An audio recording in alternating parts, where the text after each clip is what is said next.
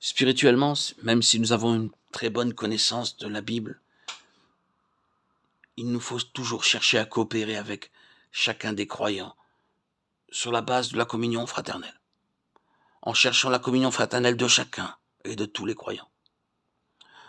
En tant que serviteurs de Dieu, nous ne reconnaissons qu'un seul contrôle, c'est le contrôle de Dieu.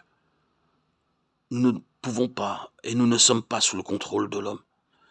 S'il y a des anciens dans l'assemblée, je peux les respecter en tant qu'anciens, qu'ils soient très instruits ou illettrés, mûrs ou sans maturité.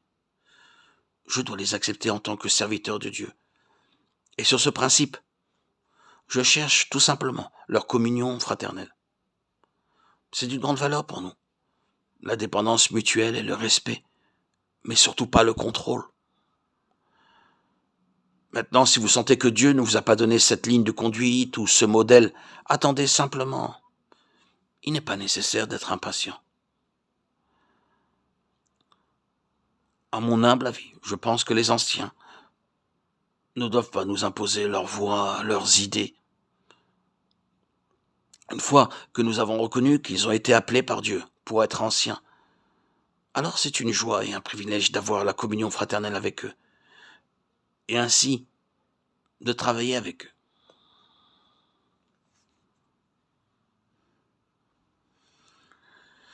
Le but principal pour chacun d'entre nous, c'est d'obtenir la couronne, de travailler, de mûrir, d'être prêt au service de Dieu, pour sûrement accomplir la volonté principale, la volonté sainte à laquelle Dieu nous a tous appelés, être envoyés pour remplir le ministère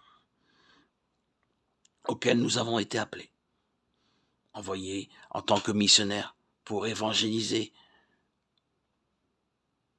ou d'autres missions. Dieu nous le fera savoir.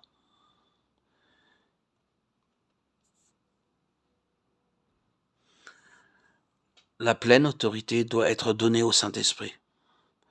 Lorsqu'il travaille, nous découvrons que ces différents dons et talents fonctionnent en union et en unité.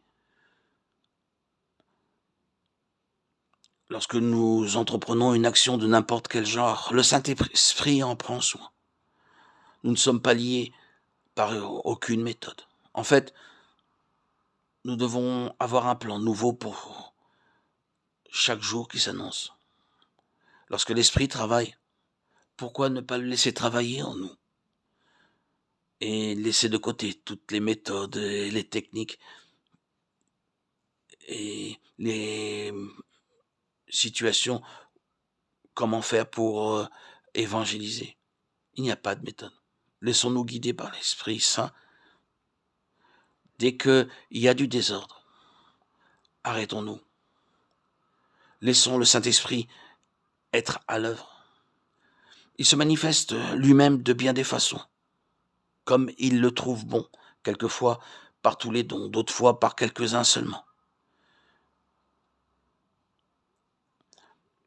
Nous sommes prudents et devons rester prudents et toujours discerner si cela vient de Dieu ou cela vient du diable. Nous pourrions être autrement trompés par le témoignage humain. Un des signes évidents est lorsque nous nous trouvons dans la paix intérieure, dans l'ordre intérieur établi en nous, dans l'unité et dans l'union, dans nos réunions, dans nos assemblées, dans nos rassemblements. Alors, nous pouvons dire qu'une seule chose, que c'est la manifestation de Dieu qui travaille en nous. Le Saint-Esprit est à l'œuvre.